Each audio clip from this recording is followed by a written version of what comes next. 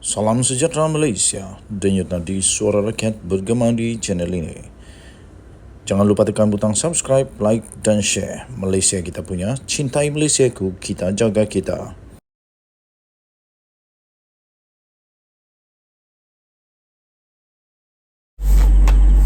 Salam sejahtera Malaysia, denyut nadi suara rakyat bergema di channel ini. Terima kasih saya ucapkan kepada anda semua yang bersama dalam channel ini, The Twin TV. The Twin TV yang sentiasa membawakan berita-berita, ulasan-ulasan yang terbaik untuk anda semua. Okey, persoalan yang paling besar antaranya sekarang yang berlegar-legar di setiap mulut penganalisis politik, semua pemerhati politik adalah punca utama mengapa BN kalah. Perikatan Nasional sebenarnya menang,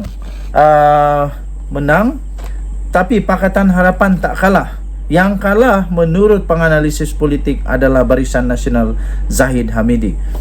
Jadi persoalan yang besarnya, tuan-tuan dan puan-puan, anda boleh komen pada pendapat anda, kenapakah sebenarnya BN boleh kalah teruk? Kenapa Zahid Hamidi bersama dengan wolod-wolod dalam Barisan Nasional, termasuklah wolod yang besar di negeri Kedah, kalah dengan muka baru? Kalah dengan muka baru, bukan orang lama dalam politik, tetapi kalah, ya. Jadi apa pendapat anda? Ada apa sebenarnya punca Barisan Nasional kalah teruk di dalam PRN kali ini? Sedangkan PRN sebelum ini di Melaka, di Johor, di Melaka, di beberapa tempat lagi, ya, di beberapa tempat lagi, di Melaka, di mana lagi ada pilihan raya dulu itu, sehingga menyebabkan UMNO BN sangat-sangat yakin mereka sangat kuat. Kali ini mereka kena jentik jantungnya, dan kali ini kenalah terima kenyataan bahawa UMNO BN dalam masalah sekarang. Jadi apa sebenarnya punca pada pendapat anda? Apa pendapat anda? Apa punca Zahid BN kalah teruk? Walaupun begitu, ada satu artikel yang dikeluarkan yang telah pun merungkai salah satu punca kekalahan UMNO yang teruk kali ini. Isu Zahid dan pemenjaraan. Isu Zahid dan pemenjaraan Najib juga punca UMNO kalah. Adakah anda setuju bahawa isu Zahid Hamidi, kita tahu Zahid Hamidi ada banyak kes mahkamah, isu Zahid Hamidi dan Najib yang dipenjara juga punca UMNO kalah? Selain kerjasama UMNO dengan DAP melalui Pakatan Harapan PH, isu Presiden UMNO Ahmad Zahid Hamidi serta kedudukan Najib Razak yang kini meringkuk di penjara memberi kesan yang besar kepada Barisan Nasional, kepada Barisan Nasional pada 6 pilihan raya negeri PRN yang berlangsung semalam. Ahli Majlis Kerja Tertinggi MKT UMNO iaitu Isham Jalil berkata, rekod UMNO menunjukkan parti itu kalah teruk dalam PRN 6 negeri apabila hanya menang 19 sahaja kerusi daripada 108 kerusi yang ditandingi. 108 kerusi ditandingi, yang menang hanya 19. Ini kekalahan yang amat teruk.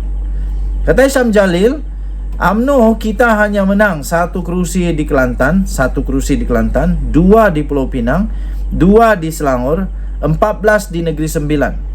Manakala 89 kerusi yang lain semua kalah. Itu menunjukkan indikator yang memang agak memalukan lah, kalah teruk. Jadi katanya kita perlu buat sesuatu.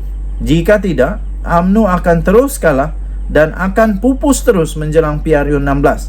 Katanya dalam satu hantaran di Facebook pada hari ini. Dalam Facebook itu beliau menulis, UMNO telah kalah lagi semalam. Kali ini kalah teruk. Hanya menang 19 kerusi dari 108 kerusi. Kita menang 1 di Kelantan, 2 di Pulau Pinang, 2 di Selangor, 14 di Negeri Sembilan. Di 89 kerusi lain semua kita kalah, katanya. Dia tulis di Facebook itu. Kita perlu berbuat sesuatu, katanya. Jika tidak, UMNO akan terus kalah dan akan pupus terus menjelang PRU 16. Tambahnya, saya dan Akar Umbi telah berusaha sedaya upaya di bawah katanya. Jadi tuan-tuan dan puan-puan yang dihormati sekalian, Rupanya dia kata kini kepimpinan perlu membuat pertimbangan semula dan membuat keputusan. Tambahnya lagi, saya telah jelajah ke hampir seluruh 6 negeri untuk berkempen, dan saya telah berdialog dengan akar umbi. Di mana-mana saya pergi, akar umbi kita rata-rata bertanya tentang 3 perkara, katanya. Pertama, berkenaan DAP. Kedua, berkenaan Presiden. Dan ketiga, berkenaan Datuk Seri Najib. Perkara-perkara ini adalah isu-isu utama di akar umbi. Jadi katanya, berkenaan DAP, saya telah kata sebelum ini bahawa perkara ini adalah amat sensitif kepada akar umbi kita. Jika kita paksa akar umbi kita undi DAP, mereka akan bantah dan besar kemungkinan tidak akan keluar mengundi, katanya. Atau lebih teruk lagi, mereka protes dan undi PN. Ini yang telah berlaku di 6 negeri ini, katanya. Di Selangor, tambahnya, undi yang calon PN bertanding menentang calon kita. Calon PN telah mendapat undi lebih banyak berbanding ketika mereka bertanding di bawah tiket PKR dulu. Ini bermaksud bukan sahaja penyokong lama PKR menyokong mereka, namun orang UMNO pun mengundi mereka juga. Ini adalah satu tamparan hebat kepada UMNO, katanya. Jadi kata Isham Jalil, kita perlu selesaikan isu DAP ini.